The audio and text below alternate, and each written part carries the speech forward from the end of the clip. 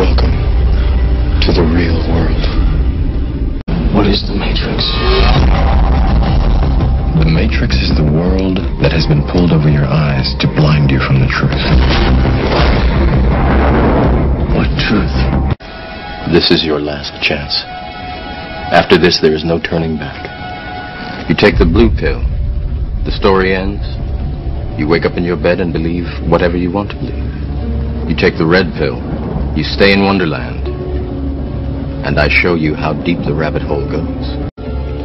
Remember, all I'm offering is the truth, nothing more.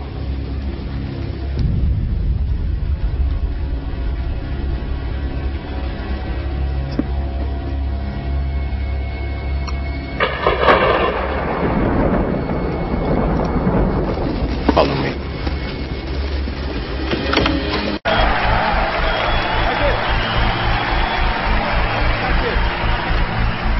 The greatest form of control is where you think you're free when you're being fundamentally manipulated and dictated to.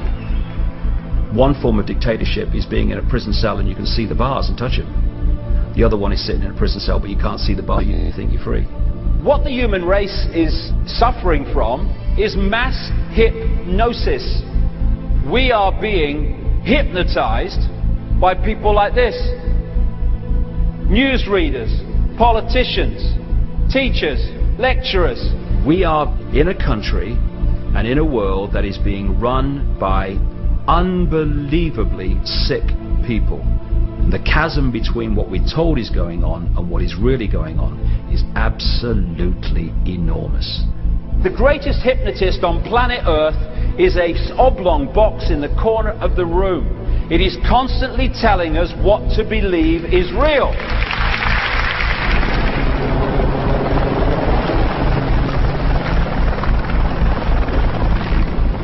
ينتظرونكم على أحر من الجمر. If you can persuade people that what they see with their eyes is what there is to see, you're gone. Because they'll laugh in the face of an explanation that portrays the bigger picture of what's happening. And they have.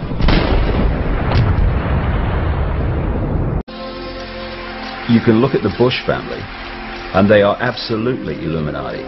As presidents of the United States go, Father George Bush, I mean not the idiot's son, but Father George Bush is higher in the Illuminati than most of them. The British royal family are one of the Illuminati bloodlines. It's all about genetics to these people. They're like horse breeders. Diana basically called herself the Windsor's brood mare, as she was brought into the web merely to be the vehicle to give birth to William.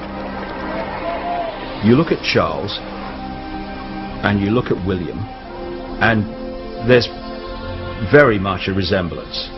But when you look at Harry,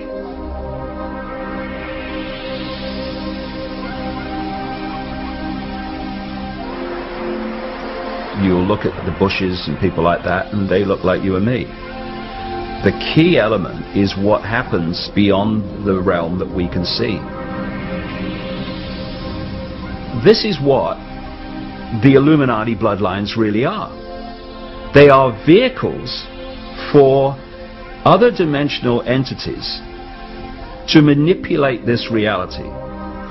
These entities, many of which take a reptilian outer form, are manipulating this world through these Illuminati bloodlines.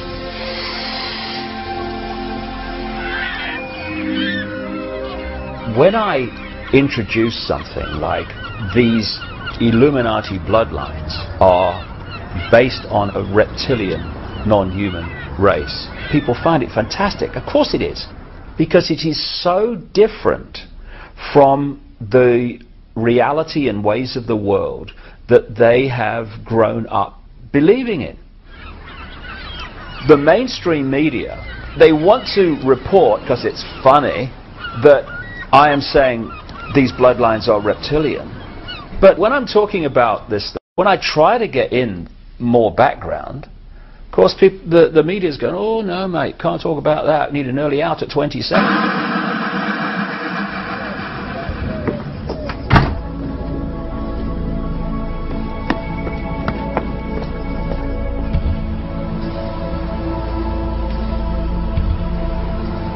First time I made this journey was on a paddle steamer. I fell in love with the Isle of Wight when I was such a small kid. I remember at infant school, I used to play Isle of Wight ferries in the paddling pools. That was that far back, and I always wanted to live here, and I made it in 1982. And I used to go up to the BBC and back all the time. So I've made this journey so many times.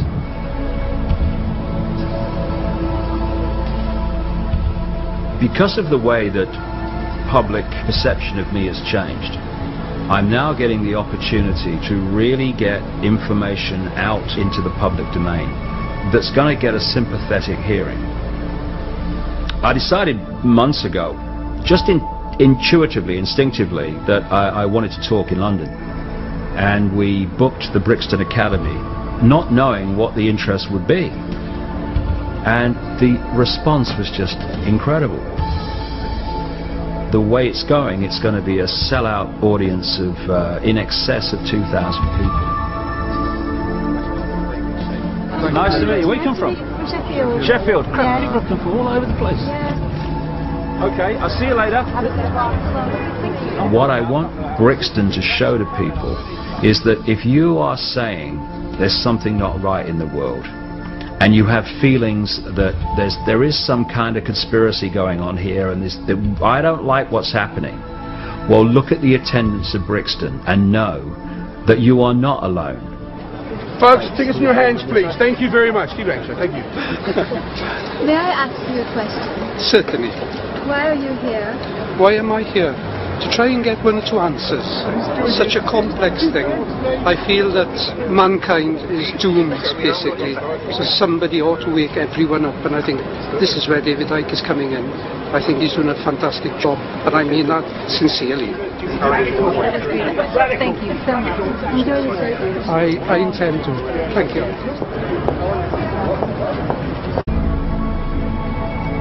Hello and welcome everybody to the Brixton Academy. At this point I was going to come out with all sorts of words like how I've known David for 35 years and how he's given the last 15 to researching all that he writes and talks about. But to be quite honest with you, you've not come here to hear or see me, so there's no more to be said, and I would like to say welcome David Icke. Thank you. Thank you.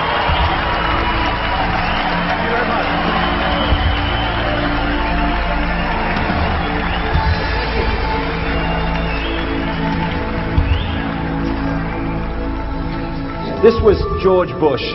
You're free, and freedom is beautiful. And you know it'll take time to restore chaos and order. Order out of chaos, but we will. Order out of chaos, or as I've dubbed it, problem, reaction, solution. Simple, devastating, played on us by the day. Nobody laughs because they actually listen. They want to listen to what he's saying, and I think only then when you've listened to what somebody says can you give an input into what they're saying. You want to change society in a way that you know if you announce it openly you're going to get massive reaction. So you don't announce it openly, you play this scam. You know, you read a book and you go and hear somebody speak and you'll find it's not what you thought it was. He is not who you think he is. Stage one, you create a problem. Could be a terrorist event, could be a war, it could be a run on a currency, could be a bird flu. He's never said, you must believe what I say. I think he'll go out there and say, I'm not telling you to believe what I'm telling you now. I am passing on information that I have uncovered and gleaned over 15 years of research. Make of it what you will.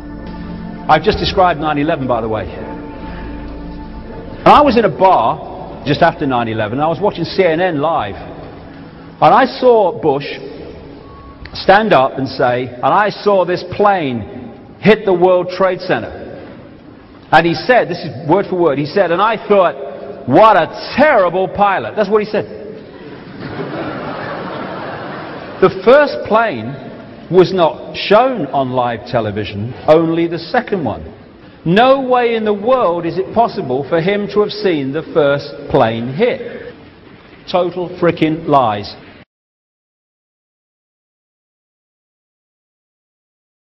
Buckle your seatbelt, Dorothy. because Kansas is going bye-bye. Have you ever had a dream, Neo, that you were so sure was real? What if you were unable to wake from that dream? How would you know the difference between the dream world and the real world? This can't be. Be what?